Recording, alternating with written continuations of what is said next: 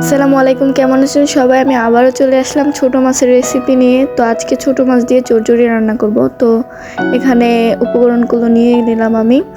এখানে আমি fry pan বসিয়ে সামান্য পরিমাণ তেল দিয়ে দিব। তেলটা একটু গরম হয়ে আসলে আমি এতে পেঁয়াজ কুচি দিয়ে দিব। পেঁয়াজ কুচি আমি সামান্য ভেজে নিব।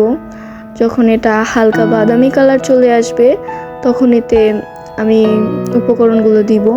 একটু পানি দিয়ে দেব পরিমাণ মতো। পানি দেওয়ার পরে এখানে আমি একটু মরিচের গুঁড়ো দিব। মরিচের গুঁড়ো মিশিয়ে একটু হলুদের গুঁড়ো দিব। এটা ভালোভাবে মিশিয়ে নিব। এখন এটার মধ্যে স্বাদ মতো লবণ দিয়ে দিব। লবণ দেওয়ার পরে এখানে একটু আদা বাটা দিব, সাথে রসুন বাটা মিক্স করা ছিল। দুটো একসাথে দিয়ে এবার একটু ঢেকে দিব। এটা যতক্ষণ না হয়ে আসছে ততক্ষণ ঢাকা থাকবে। একটু পর খুলে আমি যে মাছগুলো ছিল, ছোট মাছগুলো, সেগুলো দিয়ে দিব। দিয়ে ভালো করে নাড়াচাড়া করে মিশিয়ে এটার মধ্যে দিব টমেটো কুচি এবং কাঁচামরিচ। তো এটাকে ভালো করে নেড়ে চেড়ে এখন ঢেকে দিব। 10 মিনিটের মতো হয়ে আসলে দেখবো এটা কতটা হয়েছে।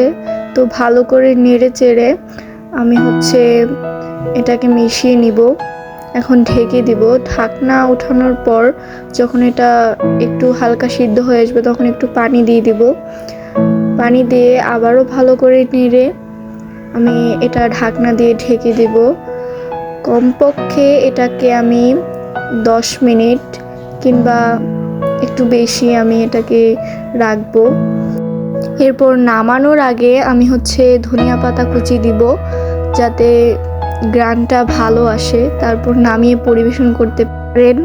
তো আজকে এই পর্যন্তই।